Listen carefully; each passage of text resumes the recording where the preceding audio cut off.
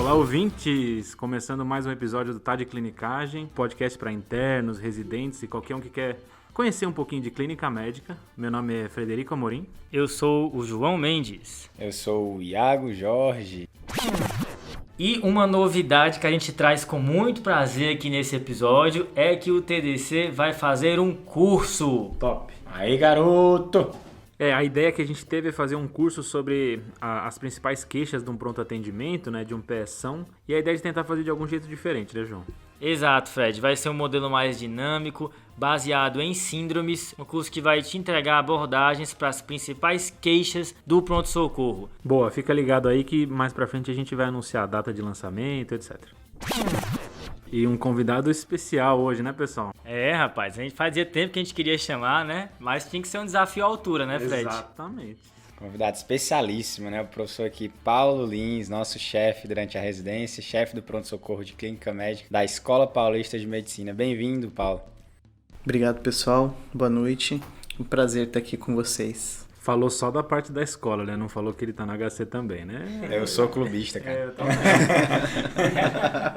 Paulo, fala aí um pouquinho pro pessoal o que você faz, se apresenta aí. Eu sou Paulo Lins, sou nefrologista de formação, fiz clínica médica e nefro na escola. Depois da clínica médica e da nefro, assumi o pronto-socorro da Escola Paulista. Hoje, desde então, já tem 6 anos, eu sou diarista do pronto-socorro, cuido dos residentes e dos internos. Iago, Fred, João, Pedro, todos, Rafa, passaram comigo de R1, de R2, sofreram um pouquinho lá comigo. Aprendemos muito. Aprenderam.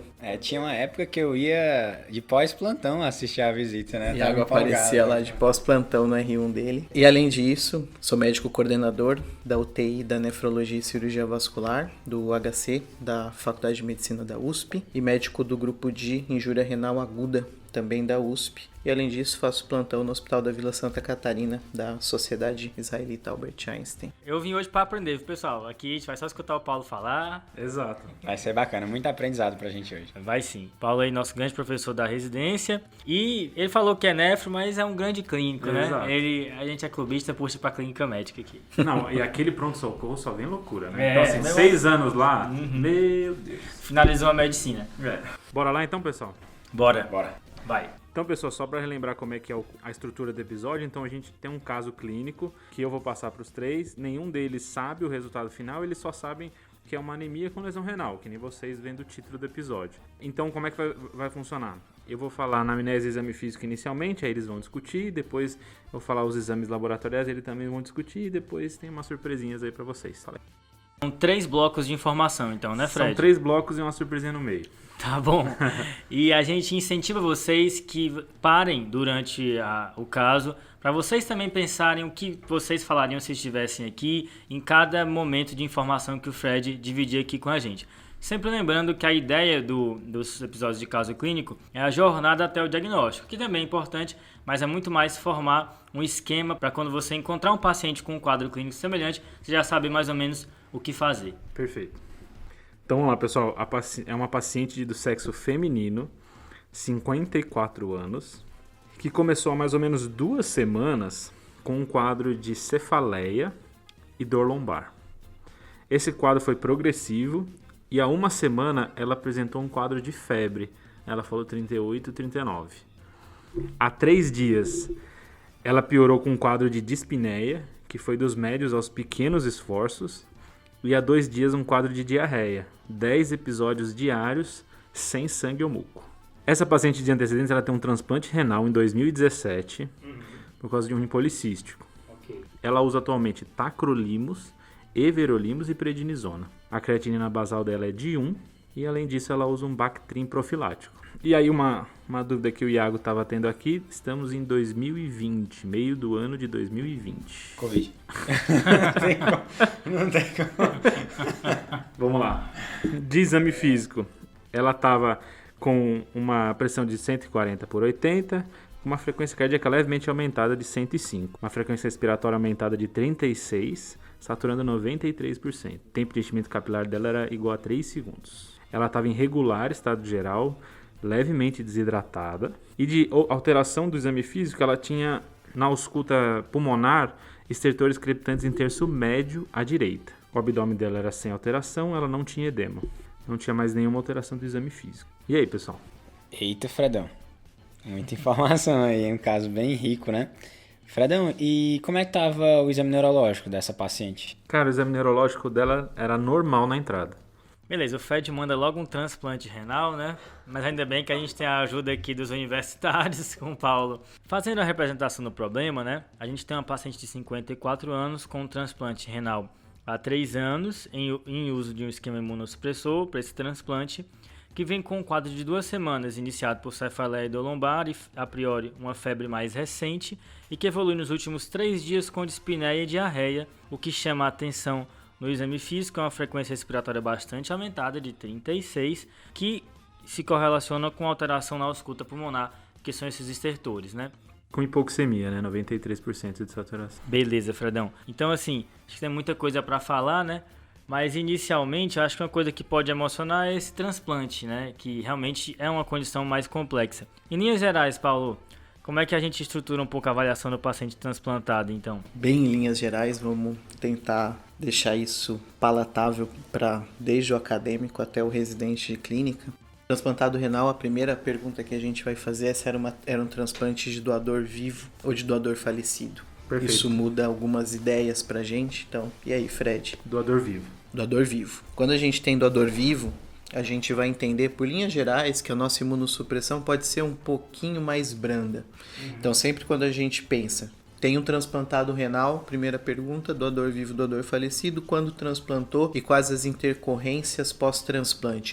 Rejeitou, ficou internada por rejeição nos últimos 6 meses, 1 ano, teve alguma intercorrência, aconteceu alguma coisa relacionada ao próprio enxerto e o mais importante é a creatinina de base. Fred contou, ela tem uma creatinina de base de 1, ou seja, estamos ali no meio de 2020, já passou quase 4 anos de transplante, creatinina de 1, ou seja, ela tem uma função muito boa do enxerto. A gente chama isso de função satisfatória do enxerto. Ela tá jogando muito bem a bola toda aí para esse transplante. Boa. Quando falamos de imunossupressor, aí é outro pepino. Já tem 3 remédios aqui, né?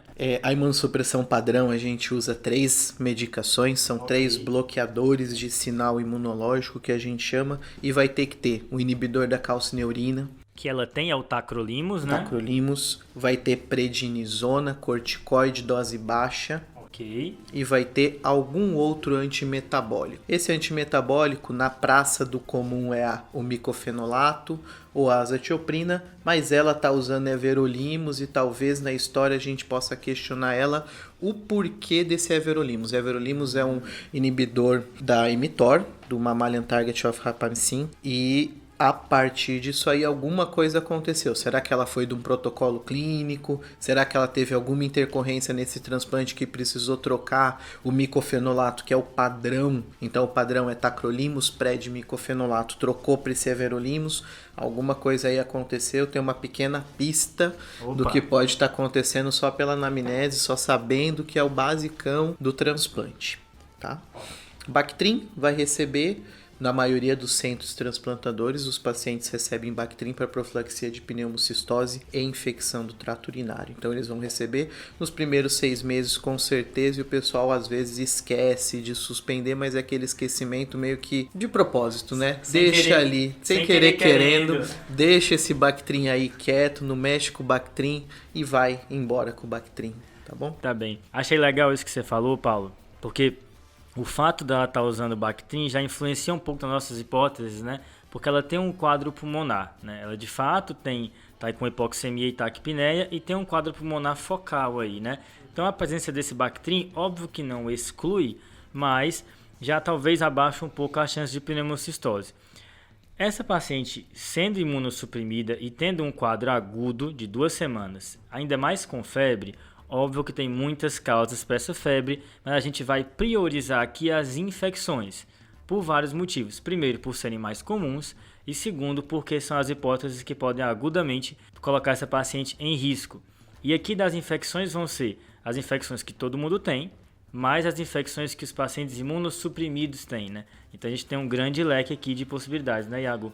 É isso mesmo, né? Acho que assim, não tem como discutir um caso no ano de 2020 e não pensar em Covid, né? Acho que essa paciente tem que entrar já no ela já deve ter entrado no fluxo, né? Assim, né? Para o setor Covid deve ficar em isolamento, que é uma das possibilidades, além de uma pneumonia bacteriana. Pensando já em termos etiológicos, né? O paciente transplantado renal, uma das grandes possibilidades que você não pode deixar de pensar é a infecção pelo CMV, né? Assim, essa paciente ela tem um quadro multissistêmico, né? Tem que ficar atento. E outro detalhe, né? Esses pacientes transplantados renais, é em relação, assim, essa dor lombar. Será que é uma dor na topografia, assim, correspondente ao enxerto? Será que... Lembrando que o paciente é transplantado. Será que o local é ali mesmo, né? Como é que funciona, Paulo? Qual é o local que fica o rim transplantado? Então, o cirurgião urológico, o cirurgião do transplante, de uma maneira para facilitar depois a intercorrência desse transplante, para facilitar questão de biópsia, para ser uma cirurgia mais rápida, para ser uma cirurgia mais prática, ele vai implantar esse rim na fossa ilíaca. Fossa ilíaca direita ou fossa ilíaca esquerda. Então, o mais comum é aquela dor embaixo do ventre, aquela dor hipogástrica meio mal definida, porque, primeiro, esse rim vai ficar extraperitoneal, ele vai ser anastomosado nos vasos ilíacos, tanto a veia quanto a artéria ilíaca, e o ureter vai lá na bexiga, que é extraperitoneal, então ele fica todo extraperitoneal, vai ser aquela dor mais referida, uma dor bem inespecífica, é mais difícil uma dor lombar ser justificada por alguma coisa no transplante, no enxerto, mas pode acontecer, pode, a gente não sabe muito bem, a gente nem viu imagem desse rim, né? E o Fred não contou no exame físico se ele palpou ou não o rim, que esse rim transplante, ele é palpável na fossa ilíaca direita e faz parte do exame físico do paciente transplantado, você dá uma palpadinha ali e ver como que tá o rim na fossa ilíaca. E aí, Fred, tava lá ou não tava? Cutucou, hein, Fred? Já tomei o primeiro combo. Não. Rapaz, eu vou dizer, eu ia ficar com medo de ficar palpando. Vai que sangra, vai que quebra alguma coisa nesse rim lá. Não tem perigo, não. Tem que palpar, tem que... normal. E Bom, aí, Fred? Só passando pra vocês, a palpação do abdômen era normal, inclusive do enxerto. Não tinha dor na palpação do enxerto. Beleza. E aí tem uma coisa que vale a pena mencionar, né? Que alguns órgãos são acessáveis pelo exame físico. Você consegue inferir que uma coisa não está indo muito bem. Por exemplo, o pulmão desse paciente aqui. A gente já consegue inferir que tem algo acontecendo com o pulmão dele. Agora, o rim é um órgão que é difícil acessar, né? Sem exame laboratorial. Quem nunca se surpreendeu, pediu uma creatina despretensiosa e veio ali no 5, né? Várias vezes. Várias vezes. Então, é um exame que a gente até brinca, né? Que um copo d'água e uma creatina a gente não nega a ninguém na clínica médica, porque é um órgão que é muitas vezes afetado, em várias condições, e que é difícil inferir. Essa paciente sendo transplantada renal com um quadro agudo tem que ter o seu rim avaliado para ver como é que está a função. E só mais um detalhe, né, João? Essa paciente aqui, o que chama a atenção, além do quadro multissistêmico, são os sinais vitais, né? A frequência respiratória dela chama muito a atenção, né? 36, com a saturação de 93.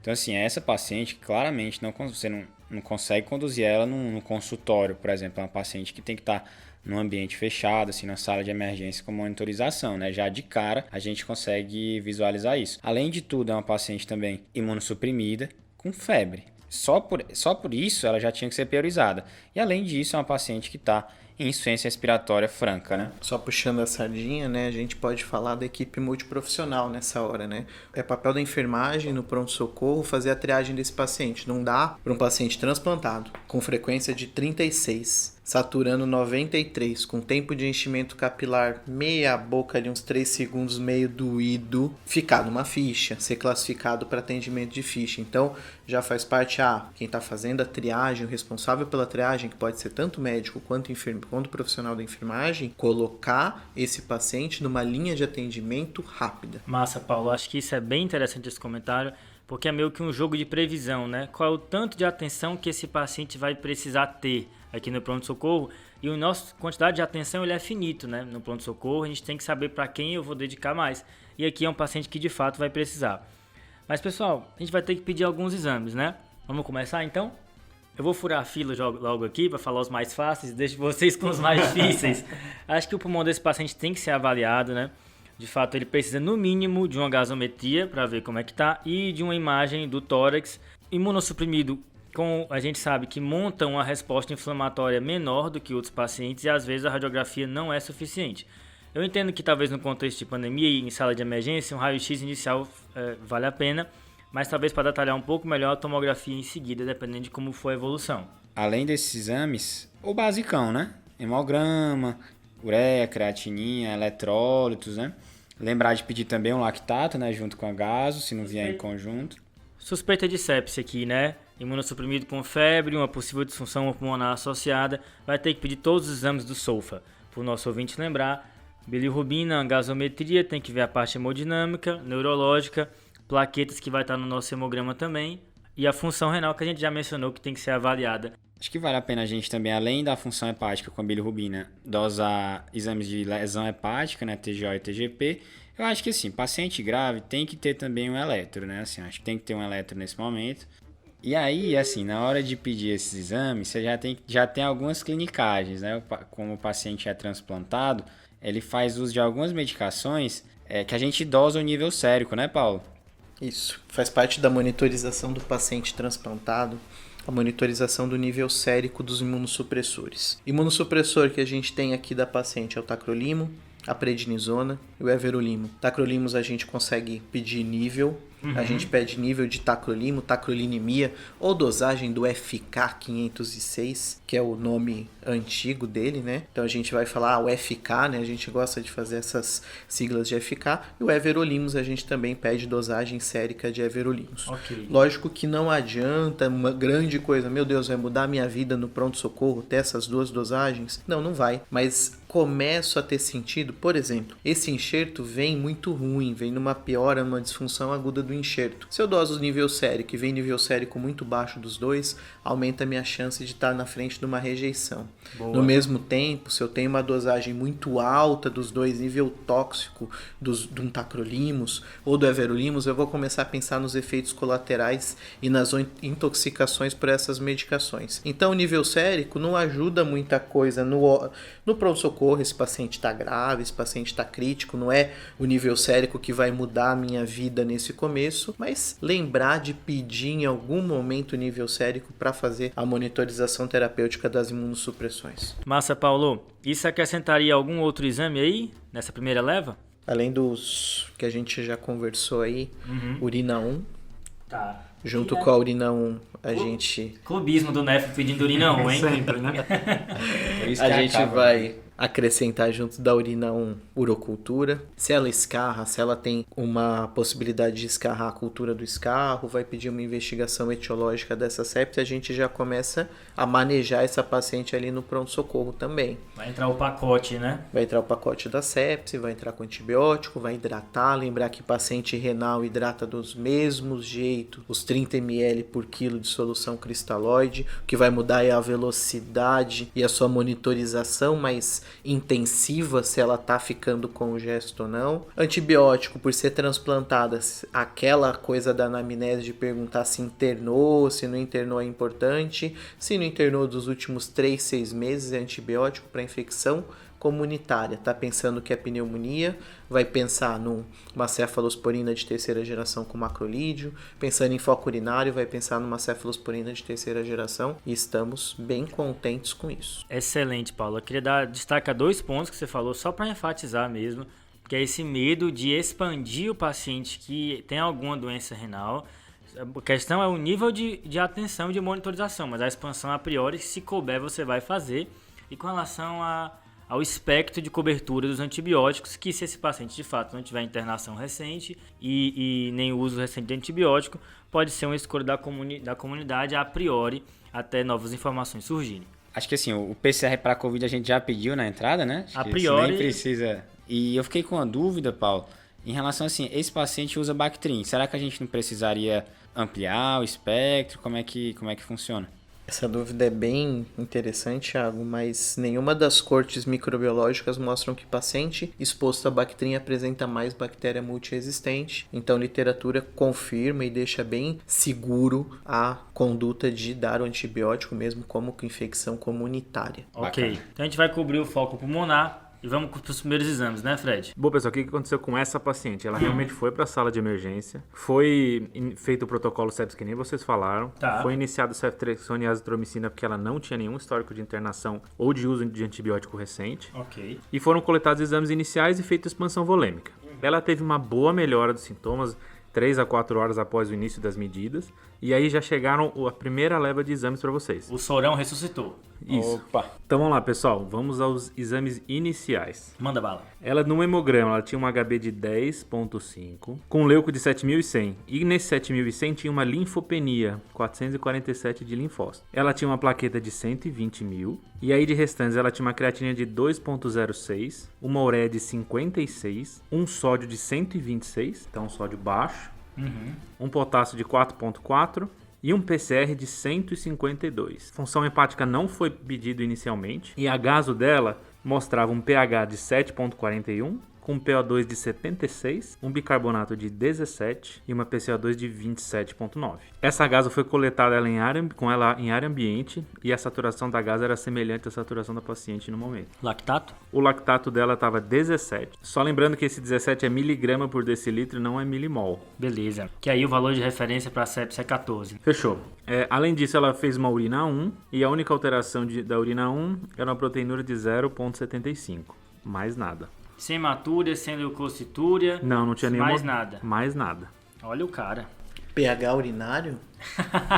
Lá vem o nefro. Deixa eu pegar o pH urinário dela aqui. Não dá pra eu falar assim, tá normal, né? Claro que não, né? Vamos lá, o pH dela era 6. Aí tinha a proteína de 0,75, leucócitos de 3.300, eritrócitos de 7.040. E a imagem do tórax, meu amigo? Então, na imagem do tórax tinha a presença de vidro fosco difuso bilateral, como tem essa ideia dos radiologistas de fazer porcentagem, né? Então estava com acometimento de entre 25% e 50% e tinha um derrame pleural pequeno à direita. O padrão era periférico, central? Como é que era? Era um padrão periférico sugerido pelo radiologista como suspeita de Covid. Suave correndo, né? Suave correndo. Fredão, e a bilirrubina então passou batido? Não, bilirrubina eles pediram, deu normal, 0. Tá bem. Então, perguntei da bilirrubina porque já pensando em sepsis, se a gente for calcular o sulfa aqui, ele vai pontuar na creatinina, vai pontuar na plaqueta. Na parte respiratória, curiosamente, ela não pontua, apesar de o quadro inicial sugerir isso, né? Então ela tem já pelo menos 2 disfunções, tem um lactato mais aumentado, acho que dá pra gente encarar como sepsis a priori aqui. Ok? Essa plaqueta pode ser da sepsis, mas pode ser de outra coisa também, né? Tem uma anemiazinha aí que não emociona tanto, apesar de estar no título do episódio.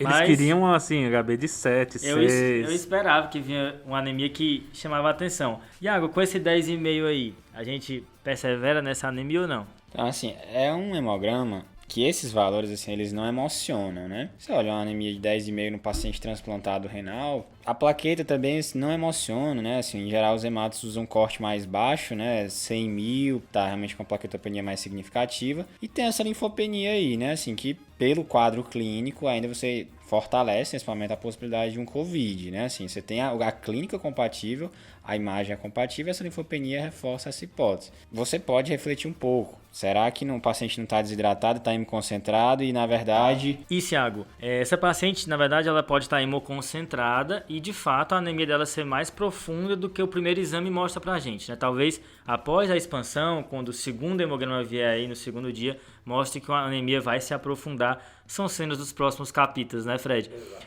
Mas, assim, ainda no começo da anemia, faltou o VCM, né? Passar a visita na clínica médica com hemograma sem VCM é complicado. Segundo come que eu tomo hoje, vamos lá. Então, pessoal, o VCM dela era de 76 na chegada. Beleza. E Fred, tem mais coisa da hematoscopia? Conseguir olhar a lâmina, vir alguma coisa diferente? Lembrar, brincando com o João, né, nessas clinicagens, que 10,5 para uma paciente renal... Você não, transplantada, né? 10,5 tá ótimo.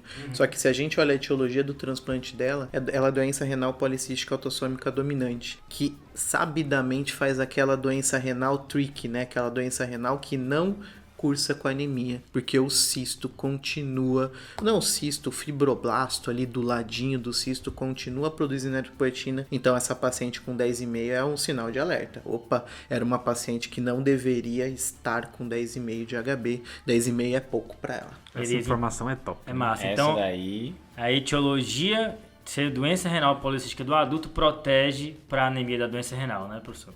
Exato. Então, da hematoscopia que vocês pediram, tinha uma discreta microcitose, tinha poiquilocitose, e tinha uma discreta anisocitose e plaquetopenia confirmada. Só recapitulando, assim, quando a gente está diante de uma anemia, as 3 principais coisas que a gente tem que olhar, primeiro, VCM, o que ajuda muito é quando vem microcítico ou quando vem macrocítico, que você tem menos causas, né? Quando vem normocítico, aí você tem uma enorme possibilidade. Claro que isso não é uma coisa absoluta, níveis muito próximos dos limites de corte, né? 80 de VCM até 96 é o limite de, vamos dizer assim, na anemia normocítica. Além do VCM, você tem que olhar a hematoscopia, porque ela pode lhe dar o diagnóstico, né? Se vem hemácias falciformes, se vem esquizócito, se vem blasto, né? Eu tava esperando o esquizócito aqui, tá? E além desses dois, o reticulócito, né? Que a gente divide em causas de reticulócito aumentado, que aí geralmente é uma hemólise ou uma hemorragia aguda, né? Então, assim, nesse caso, com VCM de 76, acho que nesse momento, não favorece a possibilidade de ela ter uma hemólise, por exemplo, ou uma hemorragia aguda. Então, ficaria mais uma anemia da doença crônica ou ferropriva, né? Beleza, Thiago. Então, de cara, precisaria de reticulócito, VCM, hematoscopia. Lembrando, o nosso ouvinte, que a anemia é um tema recorrente aqui no Tarde Clinicagem. Teve um caso lá no episódio número 12, no longínquo ano de 2019, que faz aí mais de uma década, né? Em que a gente já começa falando um pouco da abordagem cinética e morfológica da anemia, um caso apresentado pelo Pedro. Agora tem essa create, né, que de fato temos uma lesão renal aguda e uma gasometria. E aí, Paulo, o que você tem para acrescentar para a gente? Então, olhando do ponto de vista do transplante, né?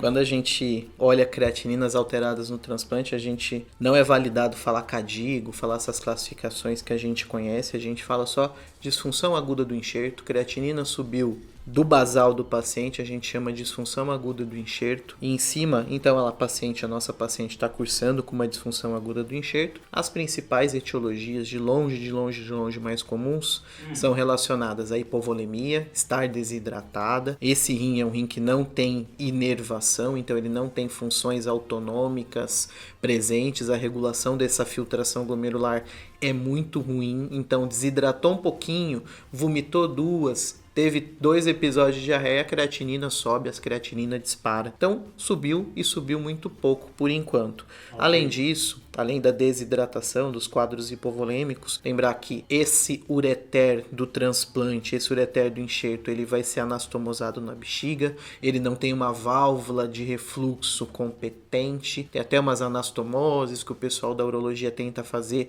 para diminuir refluxo vésico-ureteral, mas vai ter muito itu. Então, a infecção do trato urinário, pielonefrite do enxerto, é também uma causa que a gente tem que levantar a bola. Por isso que lá atrás a gente falou da urina 1 e da urocultura. Depois disso, depois que eu excluí hipovolemia, com muita força, aí que eu vou pensar naquelas coisas, pode ser rejeição? Pode, mas é uma paciente de doador vivo, então é muito mais difícil a gente estar um quadro de rejeição aqui. Pode ser recidiva da doença de base? Para ela é impossível, porque ela é doença renal policística autossômica dominante, só se ela por um azar transplantou um rim policístico sem saber, mas aí isso aí é muita sacanagem. Vamos pensar que o Fred não fez isso com a gente. Eu espero que ele não tenha feito isso. Do ponto de vista gasométrico, não emociona muito, né? Eu achava que ia ter uma mega acidose metabólica, que eu ia pular aqui o cloro, que eu ia cobrar o cloro do Fred, falar que cloro é a rainha dos eletrólitos, mas não. A gente tem uma alcalose respiratória crônica, tranquila, compensada, pH de 7,41, né? pH acima de 7,4, como PCO2 de 27,9, arredonda para 28. Se a gente faz os cálculos, vai dar que esse bicarbonato aí casa com uma alcalose respiratória crônica bem tranquila, lactato de 17 mg por decilitro, que para transformar em milimol é só dividir isso aí por 9, então vai dar ao redor de 1 e pouquinho, quase 2 milimol. É um lactato na casinha do quem sabe alto, mas ainda estamos tranquilos. Lembrar que para disfunção orgânica mesmo é acima de 2 milimol, acima de 4, ou seja, um lactato de 36, para a gente pensar alguma coisa assustadora. Só chama atenção mesmo o PCR ali de 152, mas nada muito exuberante aí, né?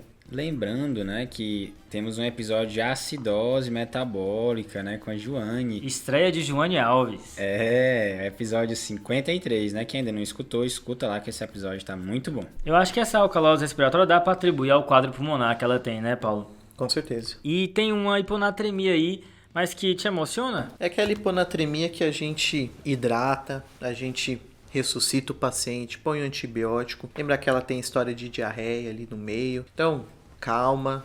126 não vai mudar muita coisa. Ressuscita o paciente, depois reavalia esse sódio com calma. Não precisa se emocionar em cima desse sódio ainda não. Exato, acho que esse não é o nosso sintoma guia no momento, né? Do laboratório, o que chamou mais a atenção foi de fato a lesão renal. Acho que isso brilhou mais.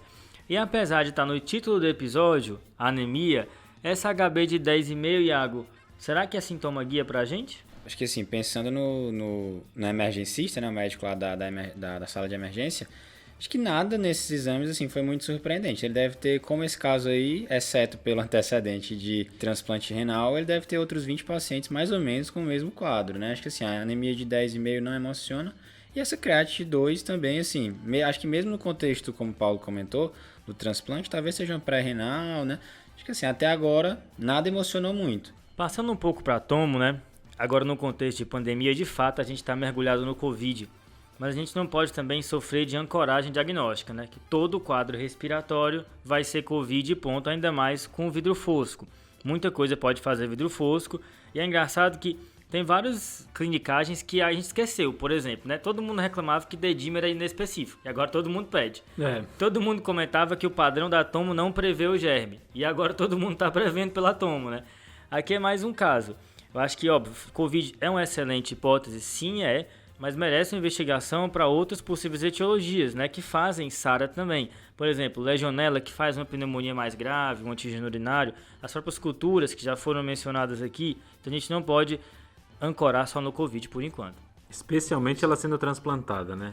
Inclusive, João, se a gente falar, você falou de legionela, né? A gente puxa a legionela e olha lá o sódio. Opa. Aí junta os dois, né? Um vidro fosco, lembrar que a apresentação da legionelose pode ser vidro fosco também, pode ser pneumônico, pode ser lobar. Sim. E característica muito marcante é essa hiponatremia, meio que a legionelose faz um SIAD, faz uma síndrome de antidiurese inapropriada, que é uma coisa bem legal pra gente pensar. Podia ter um TGO e TGP também aqui, né? Que pode vir alterado. E uma coisa assim que me chamou a atenção, que o Fred falou ali meio baixo, não sei se todo mundo ouviu, é que tinha derrame pleural, né? Assim, você não costuma ver derrame pleural em tomografia de Covid. Isso é uma coisa que de certa forma chama a atenção. A paciente é transplantada renal, talvez ela já tivesse esse derrame pleural?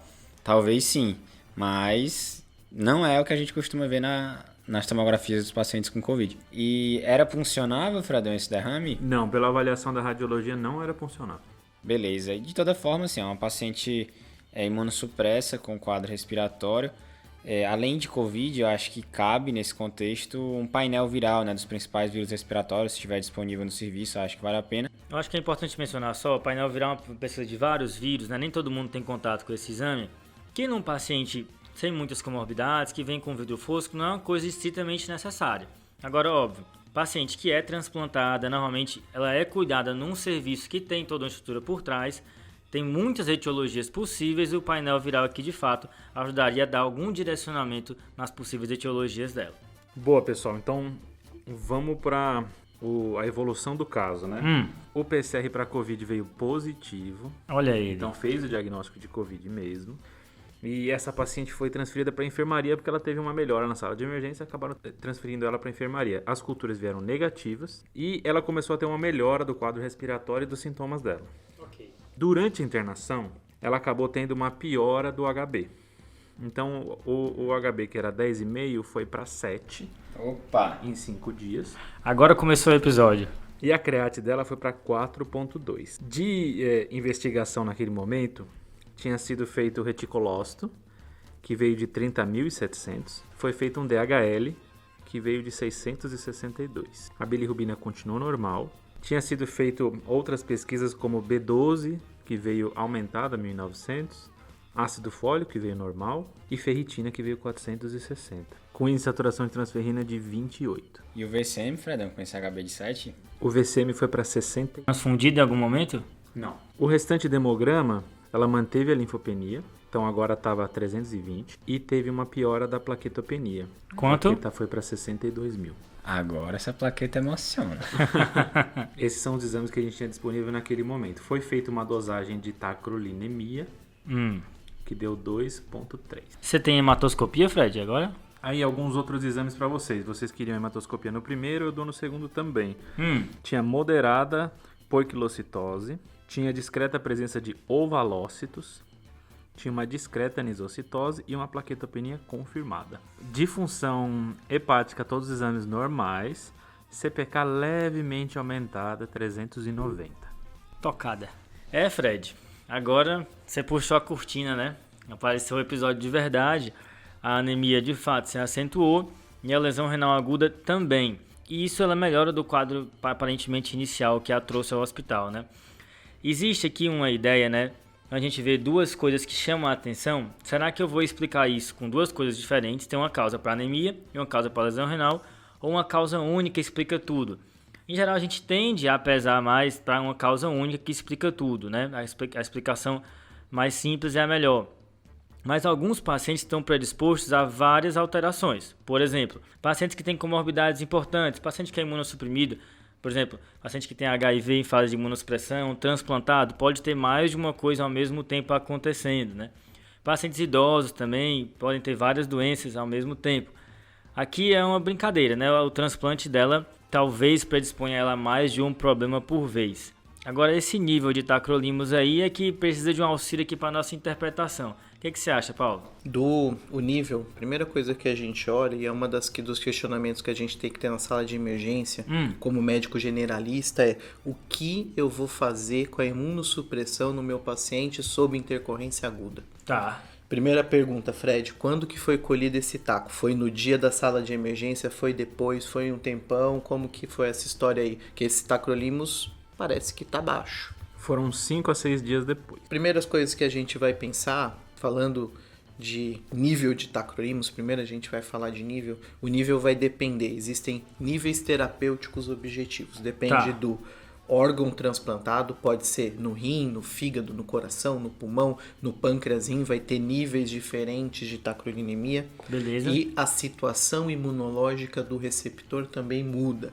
Então, eu posso ter um transplante que meu objetivo terapêutico de tacrolimus é ao redor de 10 a 12. Tem lugar que fica de 8 a 10, 8 a 12, tem lugar de 6 a 10. Depende. Se eu tiver um everolimus associado, a gente gosta de uma clinicagem, de uma nefroclinicagem com transplante junto, que é a soma dos dois tem que dar mais ou menos 10. A gente fica com um pouquinho mais de tacrolimus vai ficar ali perto do 6, um pouquinho menos de everolimus, ali perto do 4. 6 mais 4 dá 10, a gente marca o gol de imunossupressão efetiva. O que chama atenção é que a paciente chega com uma tacrolinemia mais baixa depois de um tempo. Será que ela parou de tomar ou ela tomou alguma medicação que induz a metabolização do tacrolimus? Uma interação medicamentosa, você está falando? Pode ser. Boa, chefe. E essa já é uma dica para quem está ouvindo. Sempre que o paciente tomar medicações que você não tem familiaridade ou qualquer medicação que gosta de interagir, né? Por exemplo, esquemas imunossupressores, esquema de tratamento para tuberculose, HIV, a própria varfarina, anticonvulsivantes, vale a pena checar a interação medicamentosa quando você prescrever novos remédios. Tem várias plataformas, você tem que escolher uma e usar, tem plataformas de graça, inclusive. Eu dei uma checada aqui e já achei que o tacrolimus interage com a azitromicina. A azitromicina pode aumentar o nível sérico. Como o tacrolimus está baixo, eu suspeito que alguém tenha suspendido esse tacrolimus aí na entrada, a paciente parou de tomar, né?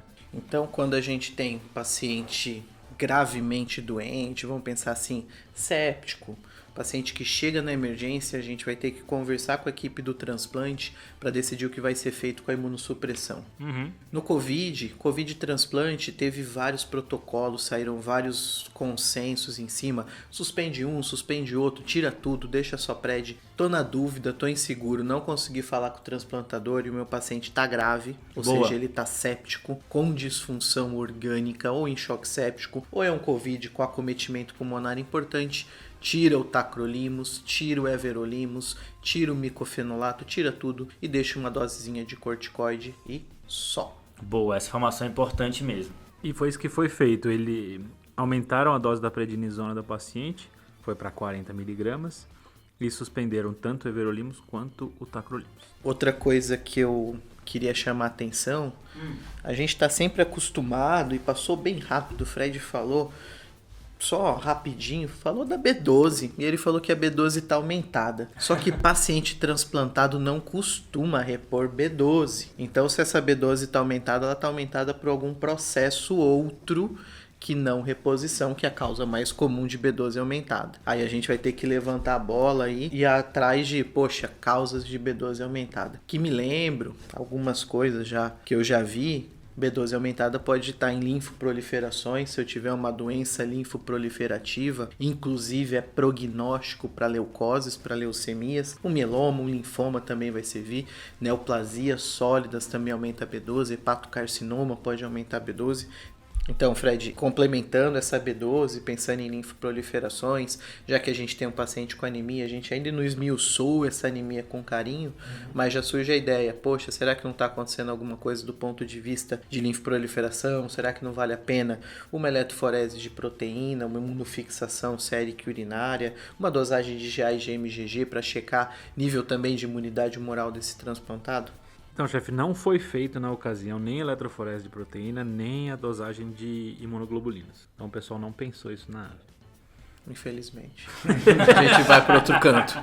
Beleza, mas pensando em causas que justificam anemia e disfunção renal ao mesmo tempo, já do que vocês falaram aí, da imunofixação e eletroforese, mieloma é uma causa, né? Então, para o nosso ouvinte, sempre que ele vê essa duplinha, anemia e disfunção renal, tem que lembrar de mieloma, especialmente no paciente acima de 40 e 50 anos. Legal.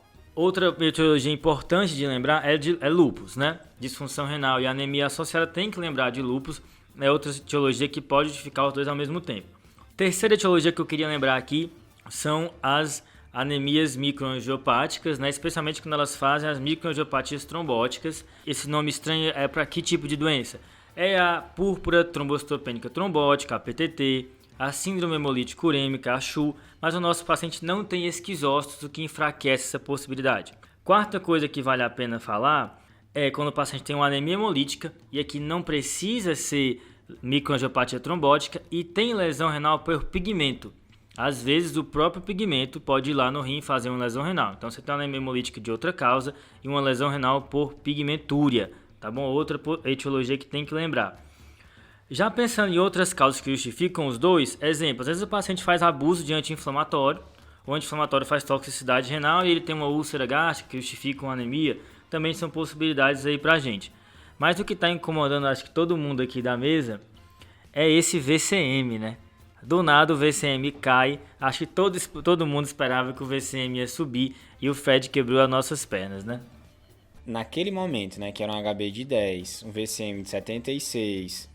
ainda não tinha um reticulócito, né? Paciente na sala de emergência, tinha acabado de chegar, não tinha emocionado.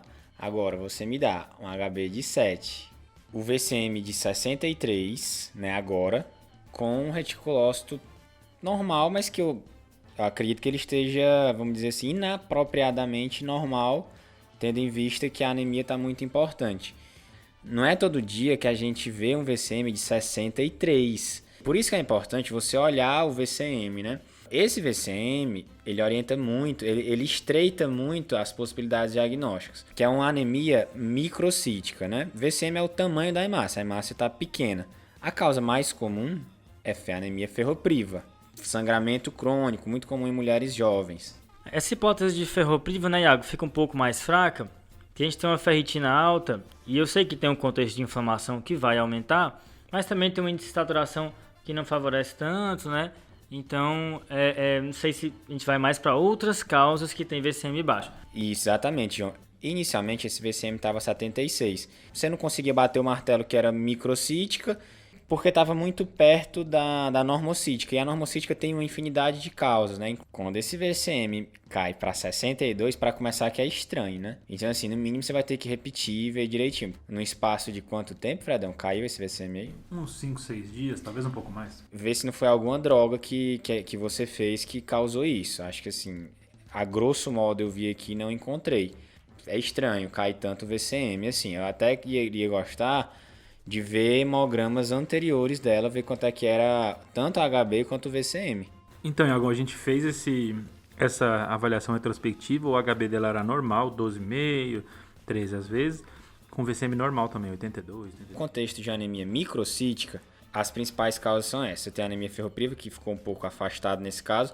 A segunda, acho que disparada em segundo lugar, são as talassemias, que em geral são hemoglobinopatias hereditárias, né? A pessoa já nasce com as talassemias e ela costuma ter um VCM baixo ao longo da vida dela, que não parece ser o caso.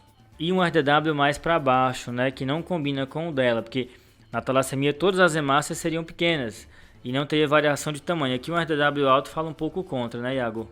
E aí você tem outras causas, né, de anemia microcítica. A própria anemia da doença crônica pode causar. Uma das principais também entra a anemia sideroblástica no contexto de alguma droga. Essas que ela está usando, a princípio, não parecem ser causa, né? Ou alguma toxina, chumbo, intoxicação por chumbo, álcool. Outra possibilidade também de anemia microcítica é a deficiência de cobre, ou também a intoxicação por zinco. Uma que me chamou mais a atenção, no contexto que essa paciente é transplantada renal, usa diversos medicamentos, é a síndrome mielodisplásica com a talassemia adquirida. Eu achei isso meio bizarro. Mas vindo do Fred, a gente não pode deixar passar nada. Então, assim, eu pensaria nessas possibilidades, pediria uma eletroforese de hemoglobina nesse momento e investigaria, assim, alguma doença na família, se ela não tem algum passado de alguém com alguma doença hematológica, investigaria alguma deficiência de cobre. Nesse momento, eu também acho que seria interessante chamar a interconsulta da hemato, porque eu acho que vale a pena um mielograma dessa paciente. Então, só complementando, isso aí que o Iago falou é bem legal. Tanto deficiência de cobre pode cursar com um perfil ferroprivo, que parece muito como uma deficiência de B12, só que no lugar de fazer um VCM aumentado, vai fazer um VCM baixo, uma anemia hipoproliferativa, reticulócito baixo, e junto uma síndrome cordonal posterior, como se fosse uma B12.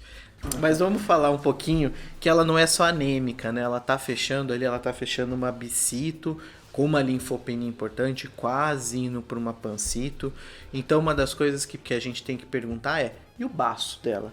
Teve um ultrassom de abdômen, teve uma propedêutica abdominal, porque se a gente fala, ó, a HB tá caindo, a plaqueta tá caindo e o baço tá crescendo, a gente vai pensar em algumas coisas. Poxa, o baço não é nada, o baço não aparece nada, aí sim a gente vai pensar no inventário medular, vamos pro mielograma. E quando a gente fala de transplantado, além de falar só mielograma, olhar a célula, vale a pena a gente olhar a célula e culturar e procurar vírus e pedir PCR e pedir cultura e pedir pesquisa de micobactéria e avançar nossa triagem de infecto-contagiosas, de oportunistas do transplante nessa mielocultura. E aí, Fred, tem alguma coisa do baço? Incluindo aí o parvovírus, né, que também pode fazer reconhecidamente alterações hematológicas, mais comumente a aplasia pura de células eritroides, que pode fazer uma anemia com reticulócito baixo, né? Então o baço não era palpável, o traube não era ocupado e ela tinha um ultrassom que foi feito de rins e vias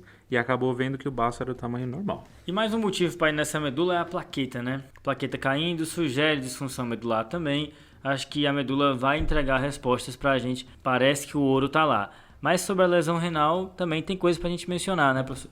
Com certeza. Só puxando mais um pouquinho da plaqueta, coisas muito comuns que a gente deixa escapar de plaquetopenia que se desenvolve no paciente internado é a plaquetopenia induzida por heparina. Então a heparina vai sair, o Clexane não pode mais nesse paciente, uma enoxaparina é contraindicada pela disfunção do enxerto, o clearance, se a gente for calcular por qualquer uma das fórmulas, vai dar um clearance muito baixo, é melhor suspender. E na investigação etiológica da disfunção aguda do enxerto, agora agora a gente começa a apresentar mais dúvidas, né? O que será que está acontecendo? A gente tem um ultrassom, a gente tem uma imagem desse enxerto. Em algum momento a urina 1, Fred, alterou, apareceu uma proteinúria, uma hematúria, apareceu um sedimento ativo, para a gente pensar, olha, talvez é um vírus, um CMV, que a gente falou lá atrás, um CMV que pegou pulmão, que agora está melhorando, pega a rim, aparece um sedimento urinário ativo, pega a medula,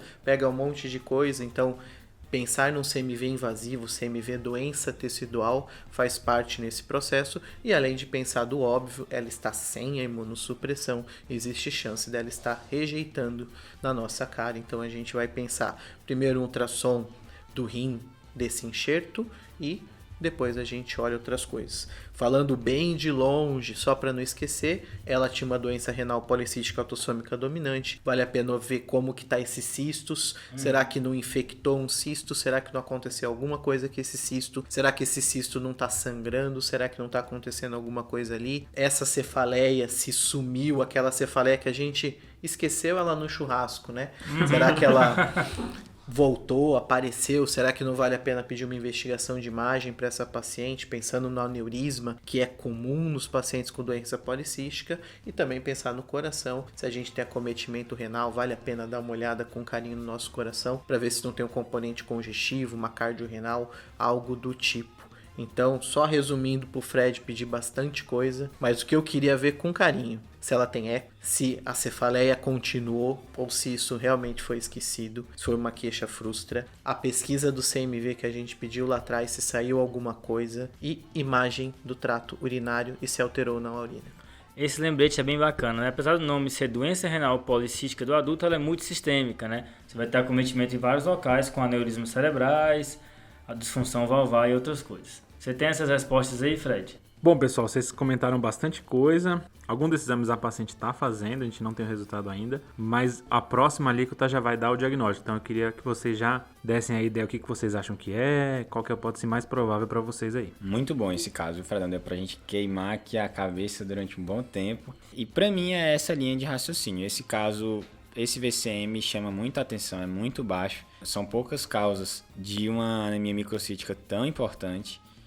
E para mim a resposta vai estar na medula. Eu acho que a gente tem que ir na medula. E colocando assim como principais hipóteses, talvez essa síndrome mielodisplásica com talassemia, eu acho que é muito também forte a possibilidade de um parvovírus que justifica boa parte do quadro clínico dela, justifica a anemia, justifica a plaquetopenia e aquelas outras, anemia sideroblástica, né? Acho que também pode ser. E aí, assim, nessa altura a gente já tinha que ter também as sorologias para tudo, né? HIV, hepatites. Se vem tudo negativo, talvez até expandir, EBV, CMV a gente já pediu, né? Também está aguardando. E aí eu acho que essa disfunção renal aí é multifatorial, talvez pela suspensão dos imunossupressores, alguma agressão aguda pelos medicamentos, está mais nesse contexto.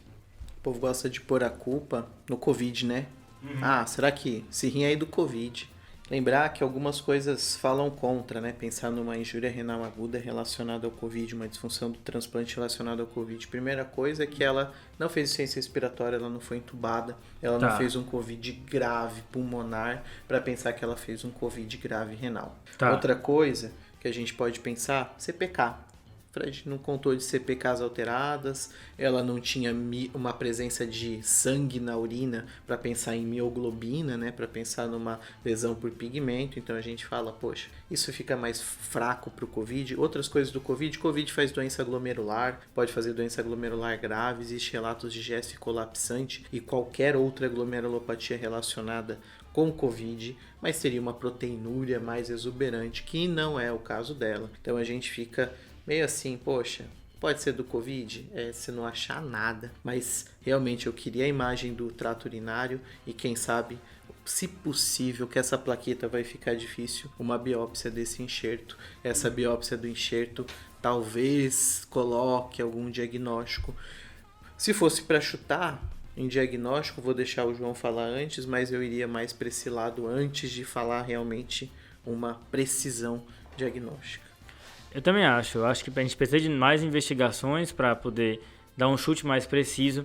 Mas considerando uma paciente transplantada que evolui com essa disfunção renal e anemia importante, concordo que o VCM parece ser uma pista, mas a resposta deve estar em alguns dos dois órgãos que são afetados, ou na medula ou no rim, como vocês já mencionaram. Pensando em grupos de etiologias, para mim, fica mais forte ou alguma leucose, alguma neoplasia de linhagem hematológica, talvez o que fala contra isso, a rapidez do quadro, que evolui muito rápido dentro do hospital. Não esperaria que uma neoplasia dessa categoria evoluísse tão rápido. Sempre forte, eu acho que eu coloco em primeiro lugar alguma infecção de paciente imunossuprimido, algo que a gente não conseguiu ver ainda porque as investigações estão aguardando, talvez algo que esteja escondido na medula ou no próprio rim fazendo esse tipo de acometimento tubular, talvez por isso que a urina 1 não é tão rica, e talvez correndo por fora essa hipótese de alguma droga ter incidido e predisposto a algo, como o Iago já pontuou. E o que fala a favor dessa hipótese é o fato de isso ter se desenvolvido dentro do hospital. E você, Paulo?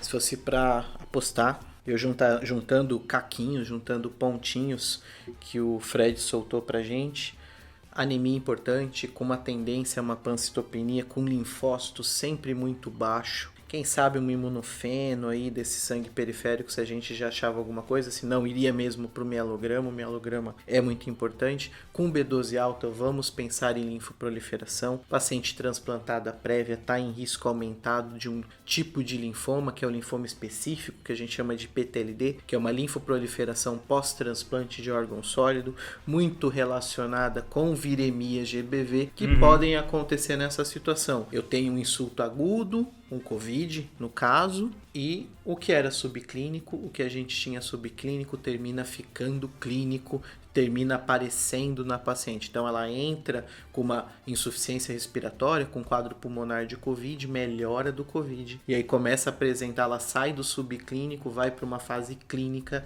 de uma linfoproliferação relacionada ao transplante. Eu apostaria em algo do tipo, ou um CMV invasivo, CMV pegando o rim, pegando medula, pegando o pulmão, fazendo vidro fosco pulmonar junto. Boa. Só queria transmitir para o ouvinte o clima de tensão que se instala na mesa nesse momento, que eu não sei se vocês conseguem perceber pelo podcast, mas tá todo mundo tenso com o que vai vir agora. Então, pessoal, vamos lá. Entrega o ouro. É agora. Então, alguns dos exames que vocês comentaram foram feitos. Então, foi feito PCR para CMV, que veio negativo. Foram feitas sorologias que vieram também negativas, HIV, sífilis, hepatites. EBV pesquisado? Não foi pesquisado. EBV não estava disponível na época. E aí, como é que foi esse caso? Só para vocês entenderem o que a gente pensou na época. Na chegada, essa paciente então apresentava essa plaquetopenia inicialmente, que a gente pôs na conta do COVID, e um DHL levemente aumentado. Então, tudo isso tinha ficado na conta do COVID.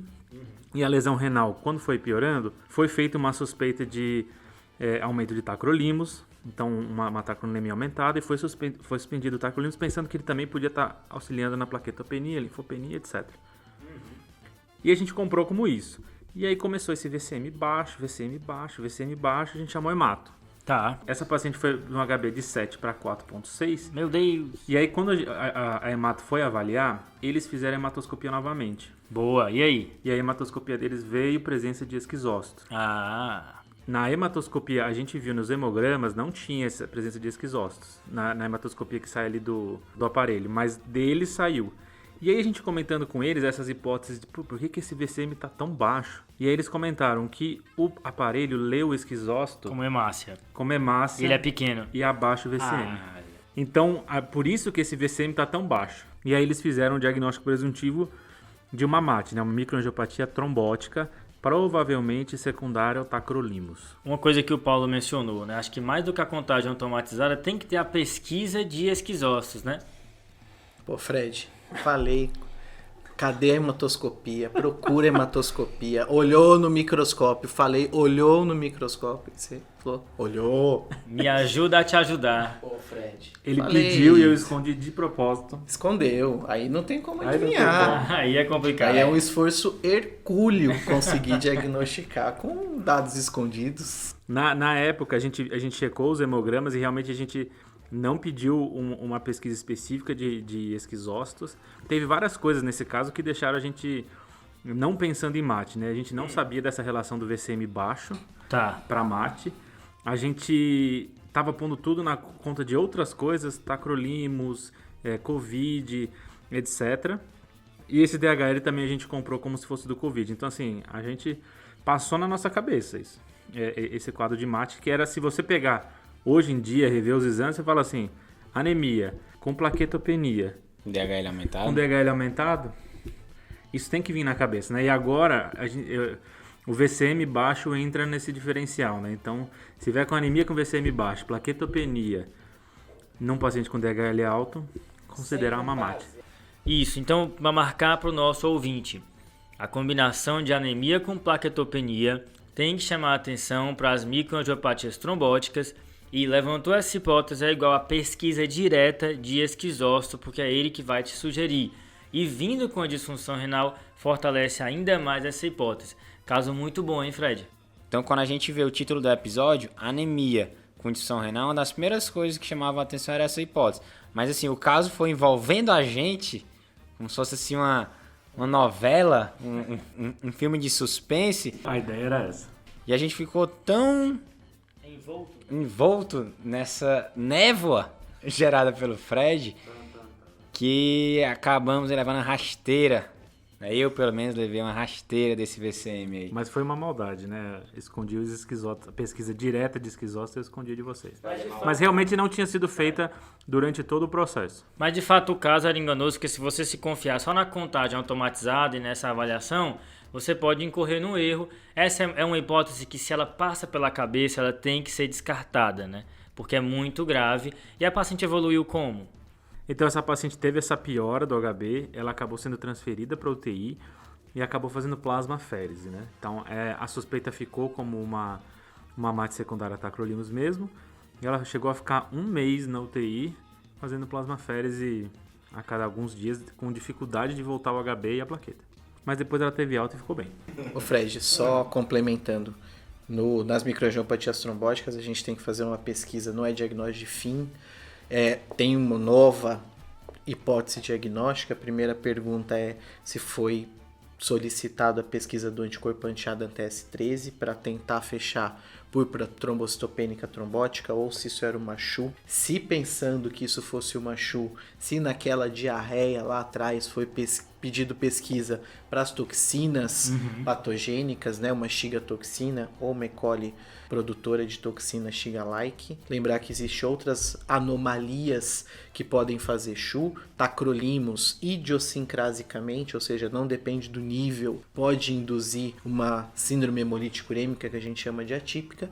E além disso, a gente pode ter anormalidades do complemento e da via da metabolização da vitamina B12. Volto a falar que aquela B12 alta estava estranha e vocês ignoraram a B12 que eu tanto insisti com vocês. Talvez possa ter alguma dica aí. Falando de trabalho hercúleo, lembrar do Trial Hércules, do Caplacizumab, terapia padronizada hoje para tratamento das púrpuras trombocitopênicas trombóticas. E uma coisa que não pode esquecer, tem o paciente com anemia hemolítica microangiopática, ou seja, com presença de esquizócitos, plaquetopenia e IRA, eu tenho que calcular o plasmic para predizer o risco desse paciente estar numa PTT e eu precisar de plasmaférese urgente. Muito boa essa informação, hein, Paulo? Eu vou marcar. A gente não consegue confirmar o diagnóstico de PTT na porta, então você vai fazer uma inferência apoiado pelo plasmic para já começar a tratar e depois você vai confirmar, mas você já tira logo porque a mortalidade é altíssima na ausência de tratamento. E o plasmic é um score que consegue predizer o risco daquela apresentação ser de fato por púrpura trombocitopênica trombótica. A gente vai colocar nas referências do episódio esse score para vocês. Top! Fred, uma rasteira, vou dizer, viu? Eu não venho mais para esse podcast discutir casos que o Frederico Amorim apresenta. Eu me demito. São os melhores casos. Só porque é hemato, né? Ele falou isso, né? Beleza.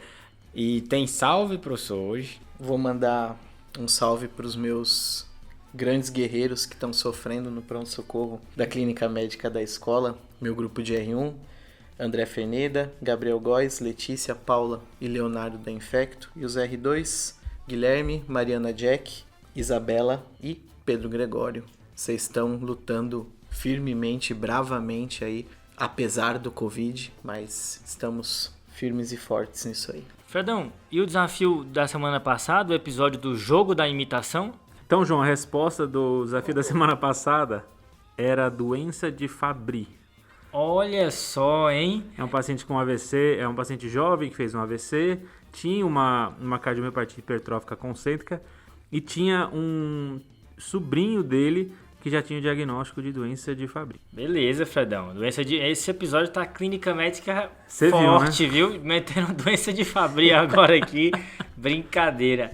E como é tradição aqui no podcast, o convidado faz o desafio. E aí, Paulo, o que vai ser dessa vez? Então, preparei um caso desafiador, já que o Iago disse que a anemia é mais importante que o rim, a gente vai tentar juntar os dois. Olha e só. Na verdade a gente não vai falar bem de anemia. Então, você é o médico da unidade de saúde, você está atendendo uma senhora dos seus 50 até os 59 anos. Ela começou o acompanhamento lá em 2011 com você, ela era hipertensa, diabética, tinha uma creatinina ao redor de 1,5, que vai dar um clearance aí adequado para ela, uma DRC estadio bom ainda, não tem um estadio tão avançado. Em 2012 ela fraturou o quadril, ela teve uma queda, fraturou o quadril, creatinina subiu, ela fez uma disfunção renal transitória, bateu 1,9 de creatinina e depois voltou para 1,5. Então em 2013 ela tinha 1,5. Em 2014, 1,6. Em 2018, subiu um pouquinho, subiu para 2,4. Agora, você tentou dar uma investigada, não conseguiu achar direito. Passou um tempo, passou a pandemia, ela ficou um tempão e ela volta agora para você. 3,1 de creatinina. Urina 1, não conta muita coisa. Ureia, ao redor de 100. Potássio, sódio, eletrólitos, cálcio, ácido úrico, tudo normal, não tinha nada alterado, só que te chamou a atenção um negócio estranho. Você foi revisar os ecos dela e você percebeu que o controle diabético estava bom, o controle da pressão estava bom, só que o eco foi desenvolvendo uma disfunção diastólica, que agora já está na casa do moderado. E além disso, você notou que o hemograma, ela foi progredindo a disfunção renal, só que em vez de aparecer anemia, apareceu uma bendita de uma poliglobulia. A mulher começou com um hematócrito cada vez maior, já está beirando o hematócrito de 55, HB sempre alto, com VCM normal. Reticulócito tende sempre na casa do superior. E agora, Iago, cadê o seu pai? Rapaz, queria agradecer de coração a presença do Paulo Lins aqui. Era um convidado que a gente queria há muito tempo no nosso podcast. De fato, tinha que ter um caso à altura. Acho que foi um prazer discutir esse caso com você, relembrando a residência. Ele pediu várias vezes a pesquisa de esquizócito e eu fiquei só escondendo aqui para falar no final. Maldade, né? E Fred, só queria dar uma última informação desse podcast que Pois de... nessa semana vai completar 500 mil reproduções do podcast. A sua voz já foi ouvida 500 mil de vezes, Fred. Nossa, péssimo. Ainda bem que eu faço parte dessa iniciativa que leva a sua voz para os 4 cantos do mundo. É muito ridículo. Barry White, né? Exato, você é o Barry White brasileiro. E a gente desacreditou no começo, né? Eu fui contra, né? Sempre. Eu nunca vi o Fred ser a favor de nada. Ele é a favor de ser contra. E a gente fez uma aposta na época que se o João ganhasse, ele ia poder colher uma gaso minha. Exato, eu lembro. O Fred disse que não ia durar, 5 episódios. Já colheu, não? Ainda não. Tô guardando a 40/12 pra colher. Valeu demais pela presença aqui, hein, Paulo? Valeu. Falou. Falou. Esse podcast tem como objetivo educação médica. Não utilize como recomendação. Para isso, procure o seu médico.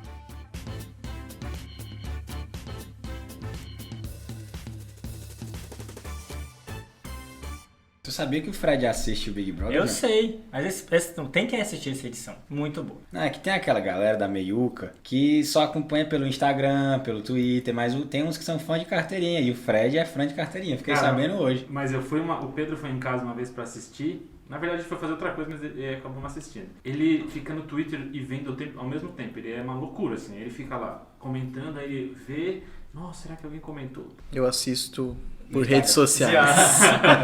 Ele é meio. Eu assisto por redes sociais ali, acompanho. Vamos lá? Bora lá.